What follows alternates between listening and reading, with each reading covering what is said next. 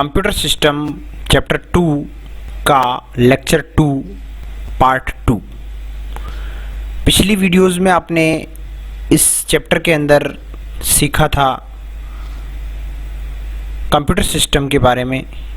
अब हम इससे आगे सीखते हैं कि कंप्यूटर सिस्टम पर आपने पहले लॉगिन करना, अलग अलग खाते बनाना और ये सभी चीज़ें सीखी थी। कंप्यूटर शुरू करना, कंप्यूटर को डेस्कटॉप पर किस प्रकार से आप लैपटॉप पर चालू ऑन बटन दबाते हैं और किस प्रकार लॉगिन करते हैं, इस प्रकार की ये सभी स्क्रीन आपने सीखी थी। कंप्यूटर सिस्टम के प्रमुख घटक के बारे में आपने चर्चा की थी और कंप्यूटर की सूचना प्रणाली के 5 भाग आपने सीखे थे। ये पांचों भाग आपने सीखे थे, मेरा कर्सर आपको दिख रहा होगा। और अब हम सीखने जा रहे हैं कंप्यूटर सिस्टम के प्रमुख घटक। तो देखिए बेटा, कंप्यूटर सिस्टम के प्रमुख घटक, major components of computer system के बारे में हम चर्चा करेंगे। तो सबसे पहले आता है हार्डवेयर घटक। तो हार्डवेयर कंपोनेंट क्या होते हैं? ऐसे कंपोनेंट, यह एक सामान्य शब्द है जो कंप्यूटर सिस्टम के किसी भी घटक जिसकी भौतिक उपस्थिति यानी फिजिकल प्रेजेंस हो और जिसे देखा और छुआ जा सकता हो का वर्णन करने के लिए किया जाता है। हार्डवेयर घटकों को अक्सर इनपुट, आउटपुट, स्टोरेज आदि प्रसंस्करण घटकों के रूप में वर्गीकृत किया जाता है। यानी हार्डवेयर के जो घटक होते हैं जिनको अपन इनपुट, आउटपुट और स्टोरेज, इन तीनों घटकों के रूप में अलग अलग वर्गीकृत किया गया है। जो डिवाइस सीपीयू के एक अभिन्न अंग नहीं है, यानी जो सीपीयू के अभिन्न अंग नहीं है, उन्हें बाह्य उपकरण यानी बाहर से जो अपन उपकरण जोड़ते हैं, एक्सटर्नल डिवाइस या पेरिफेरल डिवाइस के रूप में जाना जाता है। पहले भी बताया था मैंने कि एक्सटर्नल डिवाइस या पेरिफेरल डिवाइस वो डिवाइस होते हैं जिन्हें हम बाहर से कंप्यूटर से जोड़ते हैं। पेरिफेरल डिवाइस आमतौर पर इनपुट, स्टोरेज या आउटपुट जैसे हार्ड डिस्क, कीबोर्ड या प्रिंटर के लिए उपयोग किया जाता है। सीपीयू के रूप में एक उपकरण को एक ही भौतिक बॉक्स के बाहर होना जरूरी नहीं है। यानी सीपीयू के रूप में जो उसके अंदर जो लगे होते हैं, जरूरी नहीं कि सारे उपकरण बाहर ही लगे हों। इसका सबसे अच्छा उदाहरण है हार्ड डिस्क, क्योंकि हार्ड डिस्क सीपीयू के अंदर लगी होती है, फिर भी हार्ड डिस्क पेरिफेरल डिवाइस की गिनती में आती हैं। जो पेरिफेरल हैं, हालांकि यह आमतौर पर मुख्य केस के अंदर नहीं रखी जाती हैं। आमतौर पर एक कंप्यूटर में processor, main and secondary memory, यानी कंप्यूटर के अंदर प्रोसेसर जो होता है, जो प्रोसेस करता है, जैसे प्रोसेसर अलग अलग कंपनीज के होते हैं और आप जानते हैं प्रोसेसर क्या क्या होते हैं। अभी हम इसके बारे में विस्तार से चर्चा करेंगे। मेन एंड सेकेंडरी मेमोरी, 2 प्रकार की मेमोरी होती है, एक मेन मेमोरी और एक सेकेंडरी मेमोरी। पावर सप्लाई, जिसके द्वारा कंप्यूटर के अंदर पावर की सप्लाई होती है। सहायक हार्डवेयर यानी सपोर्टिंग हार्डवेयर को एक धातु के केस में रखा जाता है, यानी एक लोहे के डिब्बे में रखा जाता है। इनमें से अधिकांश घटक कंप्यूटर के मुख्य सर्किट बोर्ड से जुड़े होते हैं। बहुत सारे कंप्यूटर के जो घटक होते हैं, कंपोनेंट होते हैं, वो कंप्यूटर के मुख्य सर्किट बोर्ड, यानी मुख्य सर्किट बोर्ड किसे कहते हैं? मदरबोर्ड। वेरी इंपॉर्टेंट है कि कंप्यूटर का मुख्य जो सर्किट बोर्ड होता है वो क्या होता है? मदरबोर्ड। बिजली की आपूर्ति ज्यादातर घटकों के लिए बिजली आपूर्ति घटक करती हैं, यानी जो पावर सप्लाई का जो घटक होता है वो ज्यादातर कंपोनेंट्स को, ज्यादातर घटकों को बिजली की आपूर्ति करता है। सभी बाह्य उपकरण जैसे कि कीबोर्ड, मॉनिटर आदि केस के पीछे कंटेनर्स के माध्यम से जुड़े होते हैं। आपको पता है कि कीबोर्ड, मॉनिटर ये सभी किससे जुड़े होते हैं? कंटेनर्स से जुड़े होते हैं। कंप्यूटर सिस्टम के प्रमुख हार्डवेयर घटक निम्न हैं। देखिए, पहला घटक कौन सा है? प्रोसेसर। दूसरा घटक कौन सा है? Input device. तीसरा आउटपुट डिवाइस। चौथा मेन मेमोरी और पांचवा सेकेंडरी मेमोरी। यानी कंप्यूटर सिस्टम जो है उसके मुख्यतः 5 घटक, वेरी इंपॉर्टेंट घटक हैं बेटा, उतार लीजिएगा। Processor, input device, output device, main memory और सेकेंडरी मेमोरी। प्रोसेसर क्या करता है? प्रोसेस करता है। इनपुट डिवाइस क्या करता है? किसी भी सूचना को कंप्यूटर के अंदर डालता है। और आउटपुट डिवाइस क्या करता है? उस सूचना को वापस आपको हार्ड कॉपी में या सॉफ्ट कॉपी में दिखाता है।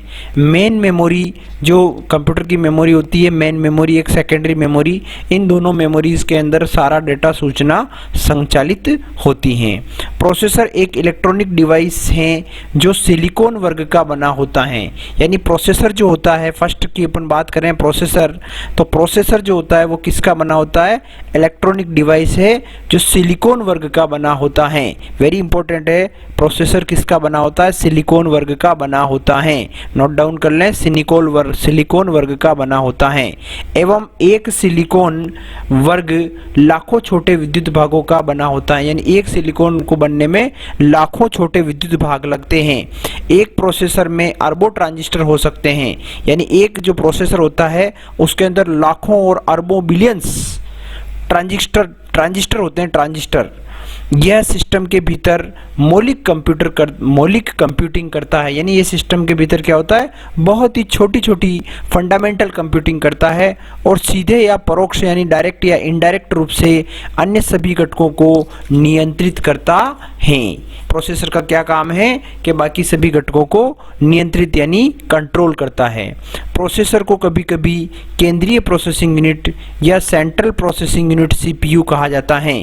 तो दोस्तों, बच्चों, प्रोसेसिंग यूनिट जो होती है उसको हम सीपीयू की सेंट्रल प्रोसेसिंग यूनिट, सीपीयू का पूरा नाम पूछा जाता है तो आपको बताना है सेंट्रल प्रोसेसिंग यूनिट। उतार लें, इसको नोट कर लें। एक कंप्यूटर में एक विशेष प्रकार का प्रोसेसर होता है। कंप्यूटर में कौन सा प्रोसेसर होता है? एक अलग ही प्रकार का प्रोसेसर होता है। जैसे फॉर एग्जांपल प्रोसेसर के नाम बता रखे हैं, आप नोट कर सकते हैं। जैसे कि पेंटियम, इंटेल कोर, जिसको अपन i3, i5 और i7 का नाम आपने सुना होगा, एक्सऑन और स्पार्क प्रोसेसर होते हैं। आइए आगे चलते हैं। सॉफ्टवेयर घटक, सॉफ्टवेयर कंपोनेंट क्या है? पहले अपन हार्डवेयर कंपोनेंट पढ़ें जिनको हम छू सकते हैं, जिनको हम महसूस कर सकते हैं, देख सकते हैं। लेकिन सॉफ्टवेयर घटक क्या होते हैं?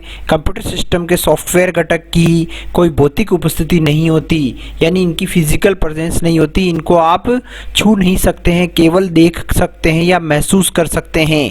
वे डिजिटल मेमोरी में डिजिटल रूप में संग्रहित होते हैं। ये डेटा और कंप्यूटर प्रोग्राम हैं। कंप्यूटर प्रोग्राम प्रोसेसर के लिए निर्देश देते हैं, जबकि डाटा जो होता है, सूचना, एक प्रोग्राम की ज़रूरत है। यानी डाटा जो है वो प्रोग्राम की ज़रूरत है। और डेटा कई तरह के हो सकते हैं, जैसे अल्फ़ाबेटिकल डेटा जिसको अपन कैरेक्टर डेटा बोलते हैं, संख्यात्मक डेटा यानी न्यूमेरिकल डेटा, इमेजेस यानी फोटो, ऑडियो डेटा, इसी प्रकार कई प्रकार के डेटा। सॉफ्टवेयर घटक। आइए अब हम जानते हैं सॉफ्टवेयर घटक के बारे में। कंप्यूटर सिस्टम के सॉफ्टवेयर घटक की कोई भौतिक उपस्थिति नहीं होती। वे डिजिटल मेमोरी में डिजिटल रूप से संग्रहित होते हैं। ये डेटा और कंप्यूटर प्रोग्राम हैं। कंप्यूटर प्रोग्राम प्रोसेसर के लिए निर्देश हैं, जबकि डेटा एक प्रोग्राम की जरूरत है। डेटा कई तरह के हो सकते हैं, जैसे अल्फाबेटिक डेटा, संख्यात्मक डेटा, इमेजेस, ऑडियो डेटा इत्यादि। अब हम एक एक करके एक कंप्यूटर सिस्टम के सभी घटकों के बारे में जानेंगे। इनपुट डिवाइस के साथ शुरुआत करते हैं। सबसे अधिक इस्तेमाल किए जाने वाले इनपुट डिवाइस हैं कीबोर्ड, पॉइंटिंग उपकरण, स्कैनर और ऑडियो उपकरण जैसे माइक्रोफोन। इससे पहले कि हम इसके बारे में जानना शुरू करें, आइए रमेश और सुरेश के बीच की ये बातचीत सुन लें। हेलो रमेश। हाय सुरेश। तुम कहीं खोए हुए लग रहे हो, क्या हुआ? हाँ सुरेश, मैं इनपुट और आउटपुट डिवाइस में थोड़ा कंफ्यूज हूँ, तुम मेरी कुछ मदद करो ना। ठीक है रमेश, रुको, मैं एक उदाहरण के माध्यम से तुम्हें समझाता हूं। मानव शरीर का उदाहरण लें तो सूचना आंख, कान, नाक, जीभ और त्वचा के माध्यम से मस्तिष्क में प्रवेश करती है। इसी प्रकार एक कंप्यूटर में इनपुट डिवाइस जैसे कीबोर्ड, माउस आदि के माध्यम से जानकारी प्रवेश करती है। तो मान लो अगर मैं टीवी देख रहा हूँ तो उस केस में रिमोट कंट्रोल और उसके बटन इनपुट डिवाइस होने चाहिए। बिल्कुल सही कहा। इसके अलावा मॉनिटर और स्पीकर आउटपुट डिवाइस हैं। जिसके माध्यम से हम एक कंप्यूटर या टीवी से जानकारी प्राप्त कर सकते हैं। प्रिंटर भी एक आउटपुट डिवाइस है, क्योंकि ये आपको प्रिंट आउटपुट देता है। एक सेकंड रुको, तो इंसान के मस्तिष्क के बारे में क्या कहोगे? ये इनपुट डिवाइस है या आउटपुट डिवाइस? इनमें से कोई भी नहीं है। हमारा मस्तिष्क सिर्फ एक सीपीयू की तरह है, जो इनपुट और आउटपुट डिवाइस को जोड़ता है। कल्पना करो, अगर तुम सीपीयू से कीबोर्ड या प्रिंटर अलग कर दो, तो क्या कीबोर्ड से कंप्यूटर को इनपुट दे सकोगे? क्या तब भी तुम्हें कंप्यूटर से प्रिंट आउट मिलेगा? नहीं, मुझे नहीं लगता। बिल्कुल सही। सभी इनपुट और आउटपुट डिवाइस का सीपीयू से जुड़ा होना जरूरी है, जो उन्हें नियंत्रित करता है। इनपुट डिवाइस के द्वारा दी गई जानकारी को प्रोसेस करता है और आउटपुट डिवाइस को परिणाम भेजता है।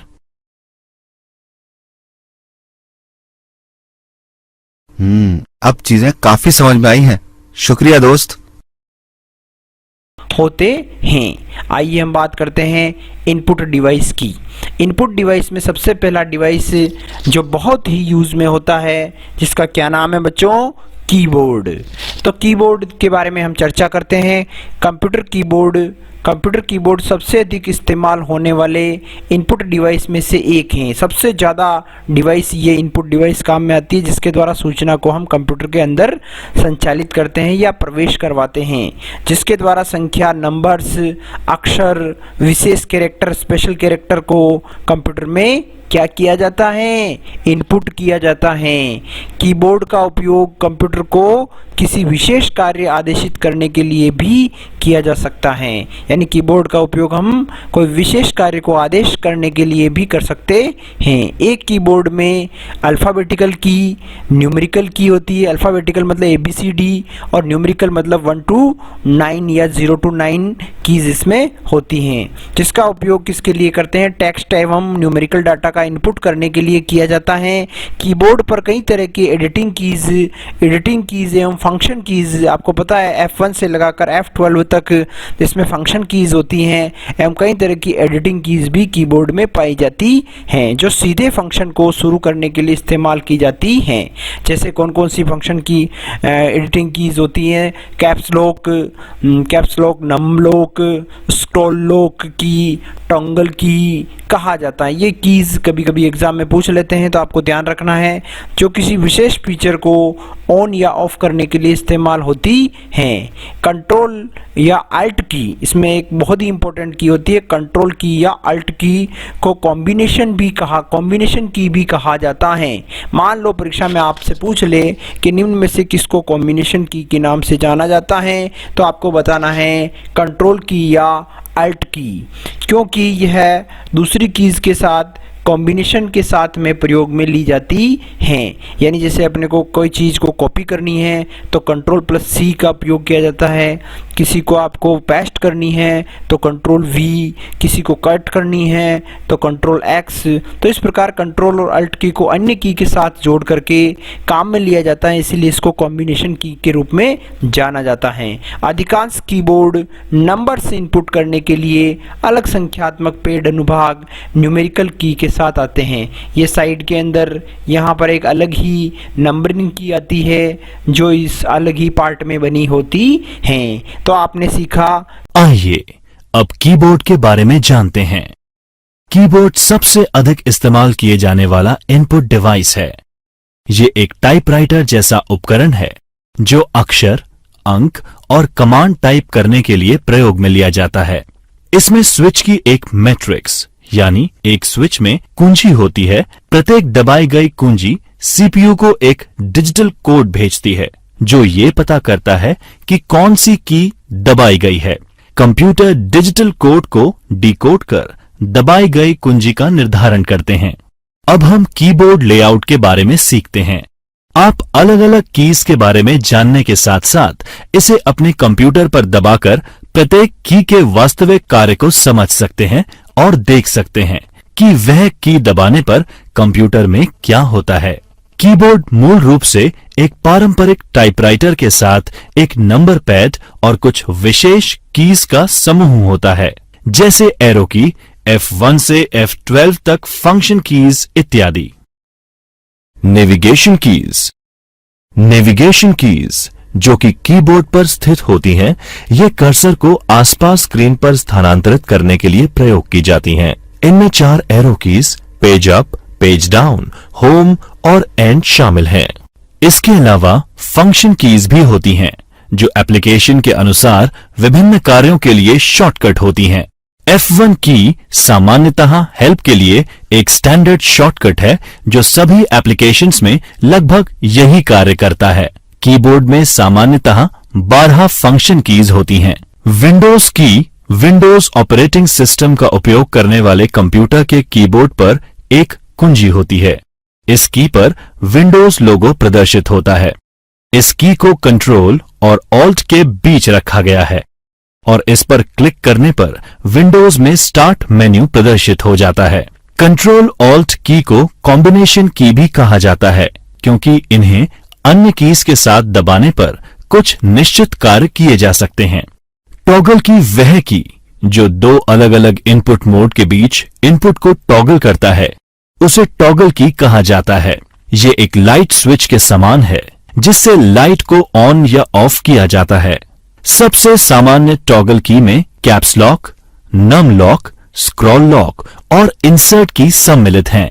कैप्स और लोअर केस यानी छोटे अक्षर और अपर केस यानी कैपिटल अक्षर के बीच शब्दों को टॉगल करता है। नम लॉक इनपुट को लेटर और नंबर में टॉगल करता है। अब कीबोर्ड पर उपस्थित कुछ स्पेशल कीज पर एक नजर डालते हैं। विंडोज की से विंडोज में स्टार्ट मेन्यू प्रारंभ होता है।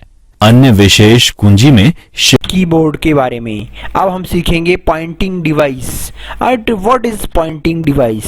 Pointing device is a input device graphical user interface GUI जो बड़े पैमाने पर इस्तेमाल किए जाते हैं। में स्क्रीन पर कर्सर की स्थिति बताने के लिए पॉइंटिंग डिवाइस की आवश्यकता होती है।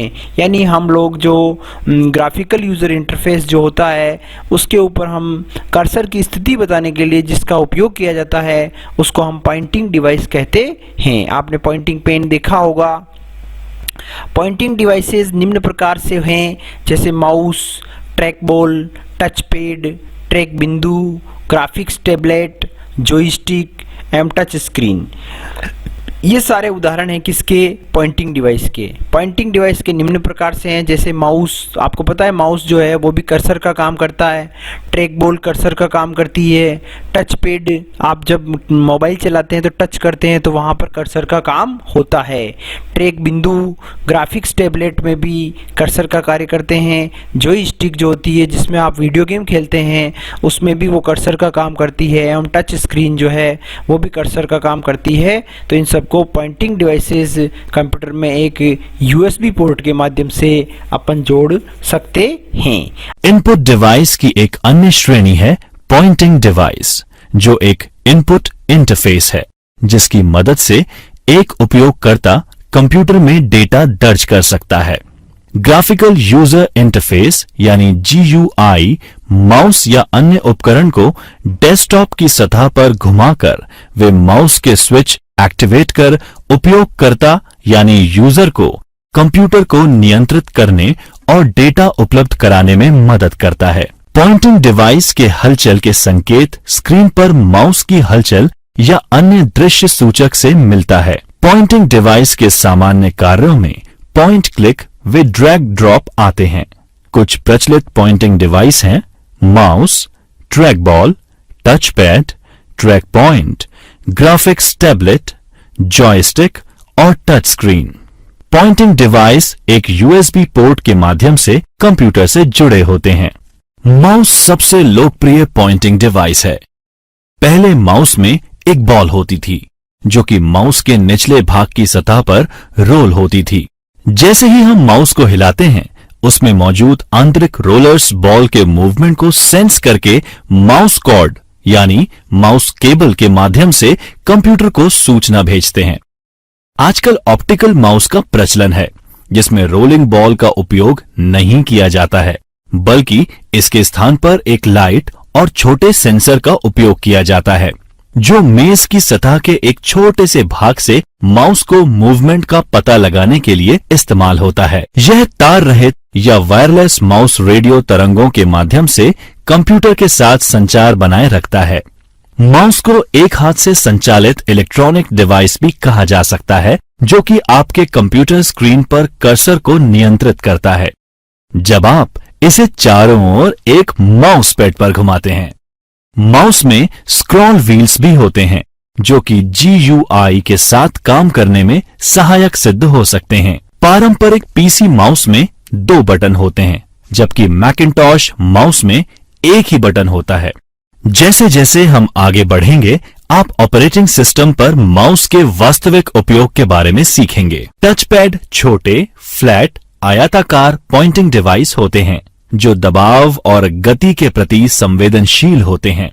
आजकल अधिकांश लैपटॉप कंप्यूटर्स में एक टचपैड पॉइंटिंग डिवाइस होती है।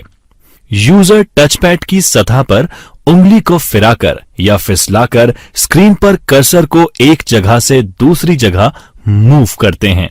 Left and right click button pad के नीचे स्थित होते हैं। टचपैड इस्तेमाल करने के लिए माउस की अपेक्षा बहुत कम जगह की जरूरत पड़ती है। और आइए आगे देखते हैं हम माउस के बारे में। माउस सबसे लोकप्रिय पॉइंटिंग डिवाइस हैं। तो माउस जो है वो कौन सा डिवाइस है? पॉइंटिंग डिवाइस है बच्चों। पॉइंटिंग डिवाइस जो यूजर एक हाथ के साथ कार्य मूव करता है। माउस के द्वारा अपन एक हाथ के साथ कार्य कर सकते हैं। पुराने माउस में उसके तल में एक बॉल होती थी। आपको पता है पुराने माउस के नीचे की तरफ एक बॉल होती थी, जो कि माउस के निचले भाग की सतह पर लगी होती थी। उनमें आंतरिक रोलर्स बॉल के मूवमेंट को सेंस करके माउस कार्ड के माध्यम से कंप्यूटर को संचारित करती थी। आजकल जो माउस आ रहे हैं उसके नीचे एक लाल लेजर लाइट लगी होती है। आजकल ऑप्टिकल माउस का प्रचलन हो गया है, जिसको अपन ऑप्टिकल माउस बोलते हैं, जिसमें रोलिंग बॉल का उपयोग नहीं किया जाता है, बल्कि उसके स्थान पर एक प्रकाश लाइट, ये देखिए माउस के नीचे एक लाल लाल लाइट दिख रही होगी। इस लाइट को छोटे सेंसर का उपयोग किया जाता है, जो मेज की सतह के एक बहुत छोटे से भाग में माउस की मूवमेंट का पता लगाने के लिए इस्तेमाल किया जाता है। जैसे जैसे अपन माउस को घुमाते हैं तो अपना कर्सर मूव करता है, मूवमेंट करता है। यह तार रहित या वायरलेस माउस रेडियो तरंगों के माध्यम से भी कंप्यूटर के साथ कम्युनिकेशन संचार बनाए रखता है। माउस में स्क्रॉल व्हीलर्स भी हो सकते हैं, जो कि GUI के साथ कार्य करने में सहायक सिद्ध हो सकते हैं। पारंपरिक पीसी माउस में 2 बटन होते हैं, जबकि मैकिन्टॉश माउस में एक ही बटन होता है। यानी जो पुराने माउस है उसमें 2 बटन होते हैं, लेफ्ट एंड राइट, जबकि आजकल जो नए माउस आ रहे हैं उनमें एक बटन ही होता है। माउस सबसे लोकप्रिय पॉइंटिंग डिवाइस है। पहले माउस में एक बॉल होती थी, जो कि माउस के निचले भाग की सतह पर रोल होती थी। जैसे ही हम माउस को हिलाते हैं, उसमें मौजूद आंतरिक रोलर्स बॉल के मूवमेंट को सेंस करके माउस कॉर्ड यानी माउस केबल के माध्यम से कंप्यूटर को सूचना भेजते हैं। आजकल ऑप्टिकल माउस का प्रचलन है, जिसमें रोलिंग बॉल का उपयोग नहीं किया जाता है, बल्कि इसके स्थान पर एक लाइट और छोटे सेंसर का उपयोग किया जाता है, जो मेज की सतह के एक छोटे से भाग से माउस को मूवमेंट का पता लगाने के लिए इस्तेमाल होता है। यह तार रहित या वायरलेस माउस रेडियो तरंगों के माध्यम से कंप्यूटर के साथ संचार बनाए रखता है। माउस को एक हाथ से संचालित इलेक्ट्रॉनिक डिवाइस भी कहा जा सकता है, जो कि आपके कंप्यूटर स्क्रीन पर कर्सर को नियंत्रित करता है जब आप इसे चारों ओर एक माउस पैड पर घुमाते हैं। माउस में स्क्रॉल व्हील्स भी होते हैं, जो कि GUI के साथ काम करने में सहायक सिद्ध हो सकते हैं। पारंपरिक पीसी माउस में 2 बटन होते हैं, जबकि मैकिन्टॉश माउस में एक ही बटन होता है। जैसे जैसे हम आगे बढ़ेंगे, आप ऑपरेटिंग सिस्टम पर माउस के वास्तविक उपयोग के बारे में आगे आइए टच पैड के बारे में बात करते हैं। आजकल अधिकांश लैपटॉप कंप्यूटर्स में एक टच पैड पॉइंटिंग डिवाइस होता है। यानी आजकल जैसे मोबाइल में टच पैड आता है, वैसे ही लैपटॉप में भी टच पैड आने लगा है। यूजर टच पैड की सतह पर उंगली को फिराकर या फिसलाकर स्क्रीन पर कर्सर को एक जगह से दूसरी जगह मूव करते हैं।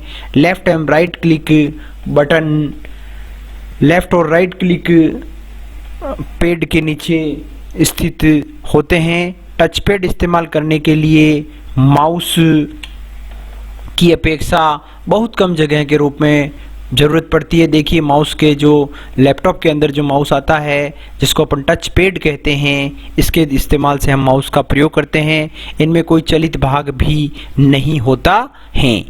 टच पैड छोटे, फ्लैट, आयताकार पॉइंटिंग डिवाइस होते हैं जो दबाव और गति के प्रति संवेदनशील होते हैं। आजकल अधिकांश लैपटॉप कंप्यूटर्स में एक टच पैड पॉइंटिंग डिवाइस होती है। यूजर टच पैड की सतह पर उंगली को फिराकर या फिसलाकर स्क्रीन पर कर्सर को एक जगह से दूसरी जगह मूव करते हैं। Left and right click button pad के नीचे स्थित होते हैं।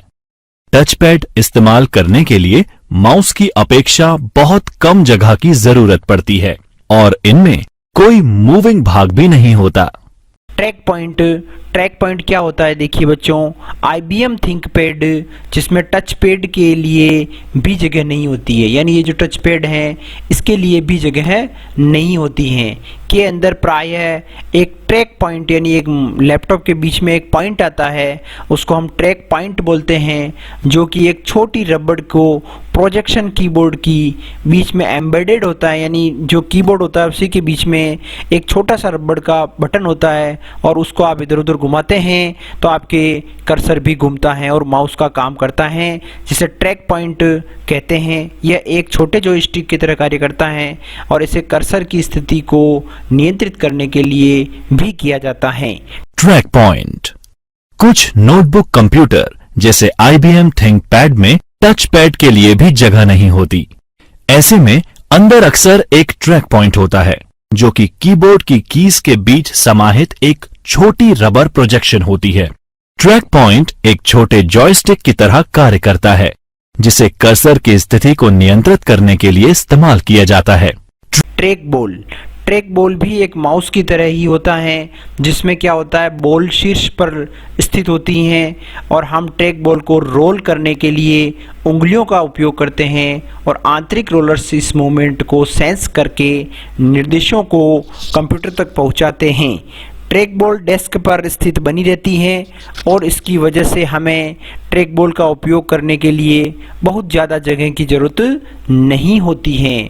आजकल ऐसे ऑप्टिकल ट्रैक बॉल उपलब्ध हैं जिसमें रोलर्स की ज़रूरत नहीं होती है और व्हील्स के गंदे होने की भी समस्या नहीं होती है। ट्रैक बॉल भी एक स्थिर पॉइंटिंग डिवाइस की तरह ही होता है जिसमें बॉल टॉप पर या साइड में स्थित होती है। हम ट्रैक बॉल को रोल करने के लिए उंगलियों का प्रयोग करते हैं और आंतरिक रोलर्स इस मूवमेंट को सेंस करके निर्देशों को कंप्यूटर तक पहुंचाते हैं। ट्रैक बॉल डेस्क पर स्थिर बनी रहती है और इसकी वजह से हमें ट्रैक बॉल का उपयोग करने के लिए बहुत ज्यादा जगह की जरूरत भी नहीं होती। आजकल ऐसे ऑप्टिकल ट्रैक बॉल उपलब्ध हैं जिनमें रोलर्स की जरूरत नहीं होती है और व्हील्स के गंदे होने की भी कोई समस्या नहीं होती। इसके बाद आता है जॉयस्टिक। देखिए आप नीचे आपको इसका पिक्चर दे रखा है, तो इसके द्वारा हम पहले वीडियो गेम खेलते थे और उस वीडियो गेम खेलने की जो यंत्र होता था उसे हम जॉयस्टिक कहते हैं। क्या कहते हैं बच्चों? जॉयस्टिक को दूसरे गेम नियंत्रक यानी गेम नियंत्रक भी पॉइंटिंग डिवाइस के रूप में कंप्यूटर से जोड़े जा सकते हैं। वे आमतौर पर कंप्यूटर आधारित गेम्स खेलने के लिए उपयोग किए जाते हैं। जॉयस्टिक आपके सामने है। जॉयस्टिक भी पॉइंटिंग डिवाइस है जो अक्सर कंप्यूटर गेम और सिम्युलेटर में इस्तेमाल किया जाता है। जॉयस्टिक्स और खेल नियंत्रकों के विभिन्न प्रकार बाजार में उपलब्ध हैं। इसके बाद आता है ग्राफिक टेबलेट। तो देखिए बच्चों, ग्राफिक टेबलेट क्या होता है? ग्राफिक टेबलेट में इलेक्ट्रॉनिक लेखन क्षेत्र होता है जिसमें स्पेशल पेन की द्वारा आप उसमें लिख सकते हैं। उसको ग्राफिक टेबलेट के द्वारा आर्टिस्ट ग्राफिक इमेजेस मोशन सहित हम उसका प्रयोग कर सकते हैं। तो आप देख सकते हैं कि हम किस प्रकार से इसका प्रयोग कर सकते हैं।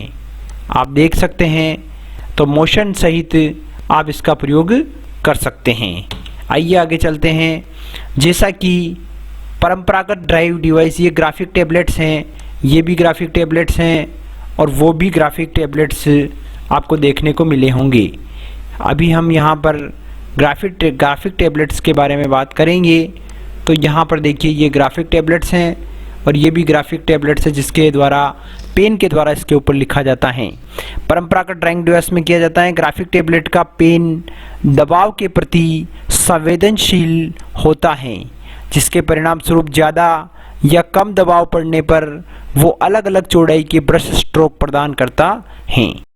Graphics tablet, digitizer, digital drawing tablet, pen tablet, digital art board एक कंप्यूटर इनपुट डिवाइस हैं जो कि एक विशेष कलम की तरह दिखने वाले स्टाइल्स के साथ हाथ से चित्र, एनिमेशन और ग्राफिक्स बनाने के लिए एक उपयोगकर्ता को सक्षम बनाता है।